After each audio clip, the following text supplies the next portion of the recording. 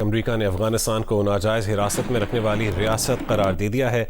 अमरीकी वज़ीर ख़ारजा Marco Rubio का ये ऐलान, कहा कि अफगानिस्तान को नाजायज़ हिरासत की रियासती सरपरस्ती की फहरिस्त में रखा गया है। तालिबान पॉलिसी में रियायत के लिए दहशतगर्दाना हरबे जारी रखे हुए हैं।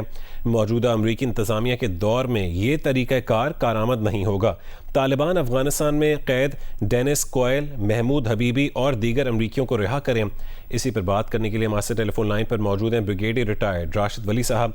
राशिद वली साहब, बहुत शुक्रिया जी न्यूज़ को वक्त देने के लिए। कहेगा कि क्या इस ऐलान के नतीजे में अफगानिस्तान मज़ीद आलमी तन्हाई का शिकार हो सकता है और इसके सिक्योरिटी असरात क्या होंगे?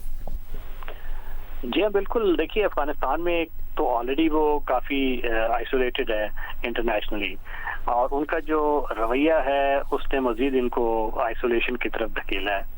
इस बयान के बाद तो मेरा ख्याल है कि उनकी मुश्किलात में इजाफा होगा। और पहले भी आपको मालूम है कि अमेरिका पाकिस्तान के साथ एटलीस्ट इस मामले में एक कन्वर्जेंस ऑफ उनकी ओपिनियन है कि कोई भी किसी किस्म का जो नॉन स्टेट एक्टर है उसको वहाँ इजाज़त नहीं दी जानी चाहिए। और यहाँ चूंकि उन्होंने दाइश को भी बना दी हुई है और दीगर जो दहशतगर्द अनासर हैं उसको वो एक्टिव पोस्ट बनाई कर रहे हैं, तो ये इस वक्त मेरा ख्याल है कि एक ना अमेरिका को ये काबिल कबूल है, ना रूस को है, ना चाइना को है, और पाकिस्तान तो उसका विक्टिम है।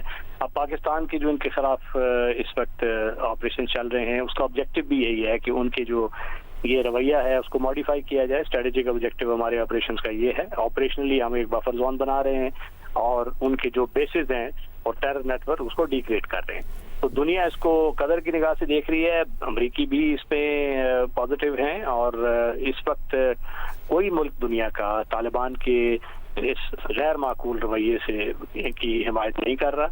उससे नाला है इन पे मजीद आइसोलेशन की तरफ के जा रहे हैं, और ऑलरेडी इनके तमाम एसेट्स तो फ्रोजन हैं, रिकग्नाइज ये हुए नहीं हुए, और इन पे इनकी जो मुश्किलात हैं, जो इनके लिए कदर नरमी का चंद ममालिक रखते थे गोशा, अब ये उससे भी मेरा ख्याल है दस्तबरदार हो रहे हैं, क्योंकि इनकी जो हरकतें हैं, इनकी जो एटीट्यूड है, इनकी जो कंडक्ट है, वो इस चीज़ का मुतकाजी है कि ये इंटरनेशनल जो कम्युनिटी है वो इसका इदराक करे। क्योंकि अगर एक मुल्क हैचरी ऑफ टेररिज्म बन जाता है तो वहां से तो एमनेट पूरी दुनिया में उसकी लहर जो रेडिएट होगी दहशतगर्दी की।